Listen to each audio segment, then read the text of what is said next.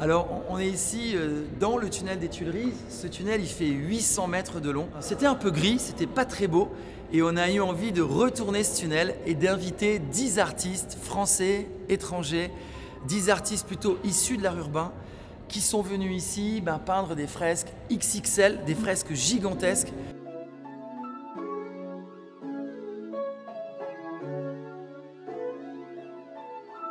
On est dans un rapport direct aux gens, on est aussi dans une création qui va être vue par je pense par des milliers, voire plus de personnes, des gens qui n'ont pas forcément choisi de voir ça, des gens qui ne connaissent pas forcément.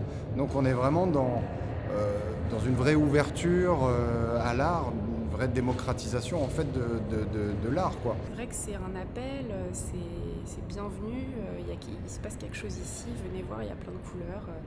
Et c'est un tunnel qui relie le Pont Neuf, donc vraiment le cœur de Paris-Plage sur les quais bas, jusqu'au jardin des Tuileries derrière nous et la place de la Concorde. Avec le soutien de la ville de Paris, on a voulu faire un parcours artistique gratuit et ouvert à tous.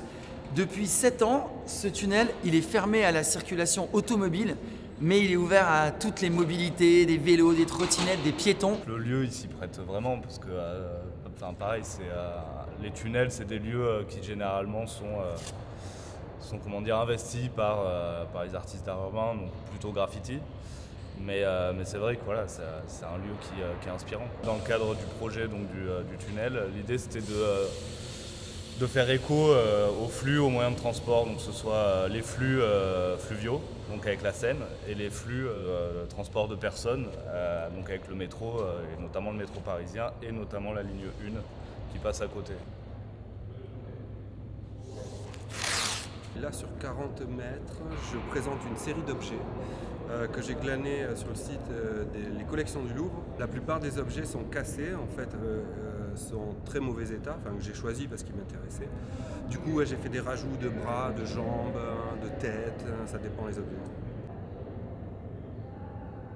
Dans le logo des Jeux Olympiques, on a ces anneaux qui sont tous connectés les uns aux autres. Donc en fait, derrière, j'ai travaillé sur 4 grands panneaux. Chacun de ces panneaux représente un anneau et donc une couleur. Et le noir va venir relier un petit peu tout ça. Le noir sera le lien.